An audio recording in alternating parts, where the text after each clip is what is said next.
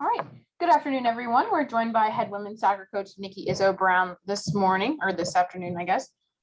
We'll go ahead and open it up with an opening statement from Coach just about this week's matchup with Penn State, and then we'll go ahead and open it up for questions. Yeah, first and foremost, thanks everybody for being on this Zoom call. Yes, we are very excited to have the seventh best team in the country coming into Dalesk. It's been a natural rivalry over the years with Penn State, and both programs have had tremendous success. So I think that's always brought such a big game mentality into this rivalry. All right, we'll go ahead and open up to questions. Just a reminder to use the raise hand feature. We'll begin with Nick Farrell.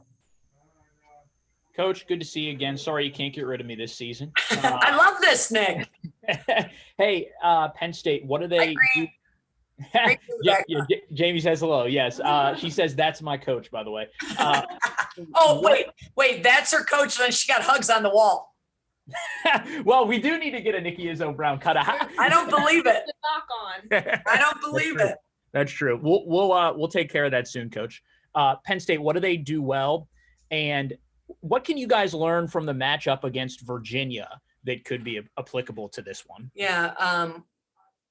Penn State's lethal in the attack. They're stingy on goal, giving up goals. So we know that, we're going to really have to take care of the ball and eliminate a lot of chances. They have some great goal scorers, and they have the ability to punish you really quick on the counter. So, it's going to be, a situation where we really have to take better care of the ball where we didn't at Virginia. So knowing, how dangerous, Penn State is in the attack, we know we have to worry about our passing efficiency, taking care of the ball, but also making our, final third entry worth every minute, because there's not going to be a lot of them. Yeah, quick follow-up to that, Coach. 70% possession against Duquesne. I mean, are you seeing more positives in that regard in terms of passing and ball retention?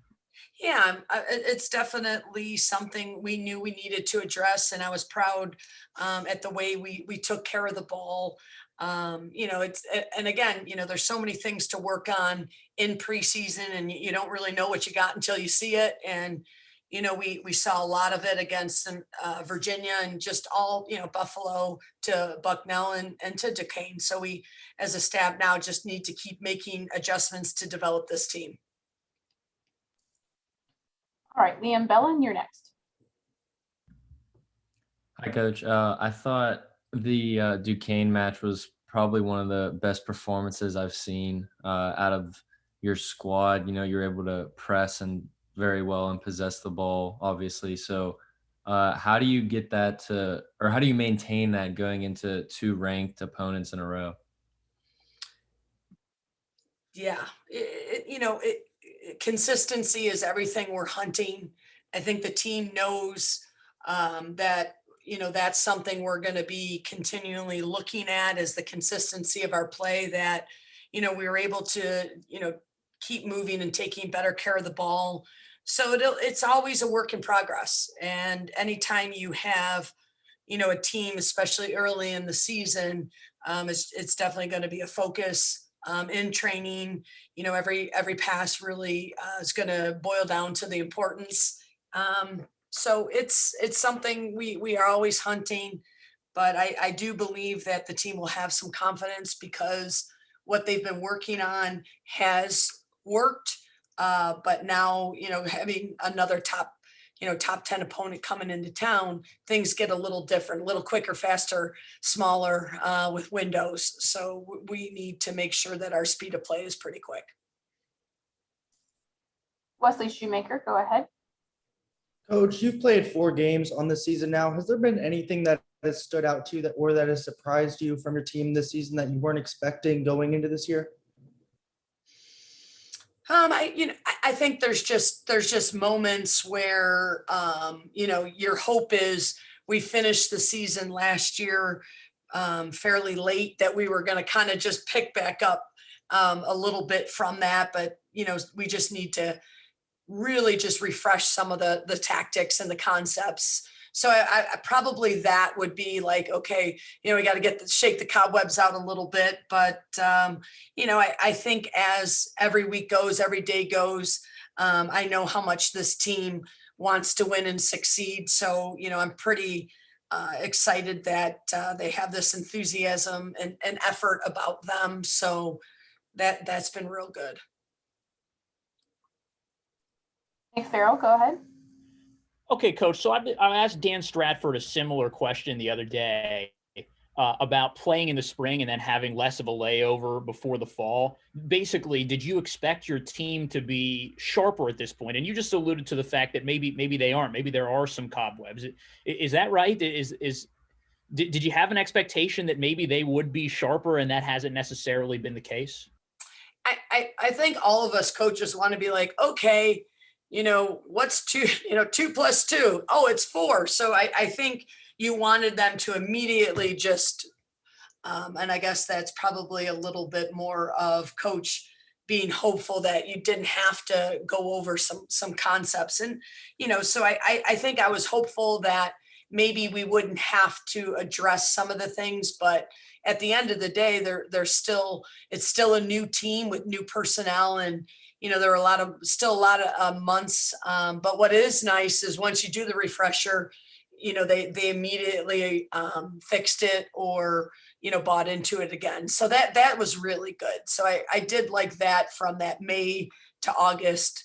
We just needed to do a little bit more refreshing than maybe I hoped. So, Coach, a quick follow-up to that. There seems to be a group of coaches in the men's and women's game that like the way that things worked last year, where you play similar to an international schedule. You play through the fall and into the spring. You don't have 2 matches in 3 days like you guys did against Bucknell and then Duquesne.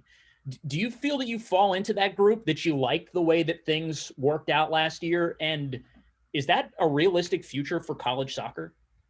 Let me address it 2 different ways. If somebody asked me what we should do, I think we should back up our preseason so we have 1 game a week, right? Or maybe 2 games and kind of expand that. Because I do think that, we are playing too many games in a short calendar. So I think to address that, that's what I would say to you first. I think playing year round with student athletes, and especially taking hard classes and travel and just things like that, that gets complicated, especially kids that, have different types of loads when it comes to classwork. So I'm not a big fan of the split season. I am a big fan that, yes, it was great playing once a week. It made total sense for student welfare. But I think we are still in a collegiate and academic arena. So, my vote would be no, and my vote would be, listen to me. I think we can solve it the other way. Liam, go ahead.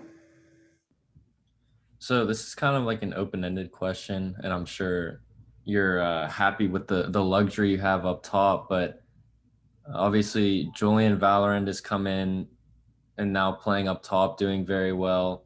I feel like Abby Rodriguez has done very well as well in that role. And, Delari has come in and done very well. So with Alina maybe coming back whenever, obviously we don't really know the timetable on that, but, how are you going to put all these attacking options together, and how do you work through that? It's always great problems to have. I tell the athletes that all the time. Give me problems.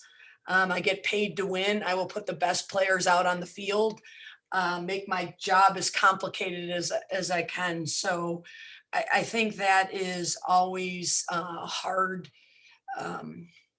problem to have, but a great problem to have. So once we have that problem, my hope is I do the best with it to figure it out and make sure that we are still succeeding and have the best 11 players on the field at the same time.